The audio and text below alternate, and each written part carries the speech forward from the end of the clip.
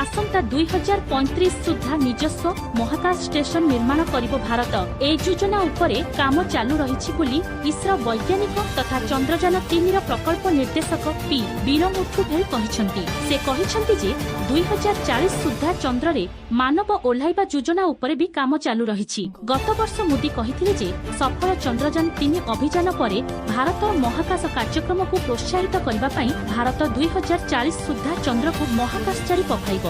संबलपुर रे 5टी अध्यक्ष कार्तिक पांडियान आज सकाळु सकाळु विभिन्न उन्नयन कार्यर समीक्षा करिसंती। 5टी अध्यक्ष प्रथमे महानदी हाफ माराथन रो शुभारंभ करथिले। एही अवसर रे 5टी अध्यक्ष कहिसंती बुर्ला रे मुख्यमंत्री इंडोर स्टेडियम उद्घाटन करिसंती। सेहिपरि संबलपुर विश्वविद्यालय रे बहुत बड़ क्रीड़ा भित्तिभूमि विकास करा जाउछि। संबलपुर रे बड़ क्रिकेट स्टेडियम करिबा पई जागा चिन्हट करा जाउछि। एहा सह भल फुटबॉल स्टेडियम तयारी करिबा पई जागा चिन्हट करा जाउछि बोली कहिसंती 5टी अध्यक्ष।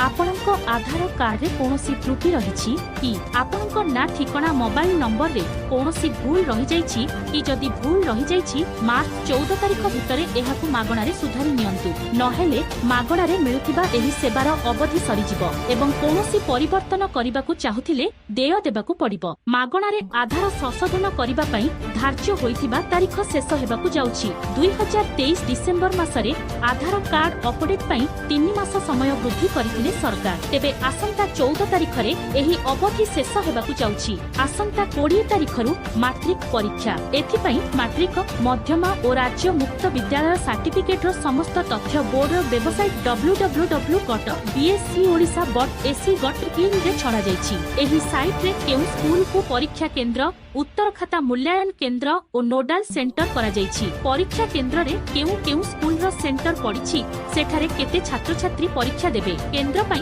केउ विषय रे केते प्रश्नपत्र आवश्यक रहिछि। केंद्र रे केते जन दिव्यांग छात्र छात्री परीक्षा देबे तार तथ्य रहिछि। सर्विस सिलेक्शन बोर्ड द्वारा चलिथिबा हिंदी शिक्षक नियुक्ति उपरे हाईकोर्ट अंतरीण रहितादेश लगाइछंती। विचारपति विरजा प्रसन्न शतपथी ए संक्रांतीय मामलार शुक्रवार शुणाणी करी अदालतक बिना अनुमति रे चूड़ांत मेधा तालिका प्रकाश न करबाकू निर्देश दैछंती। हाईकोर्ट ए नै जवाब दाखल पई राज्य सरकार और बोर्ड को नोटिस जारी करिछंती। मामलार परवर्ती शुणाणी निमंते आसंता 26 को धार्य करा जाइछि।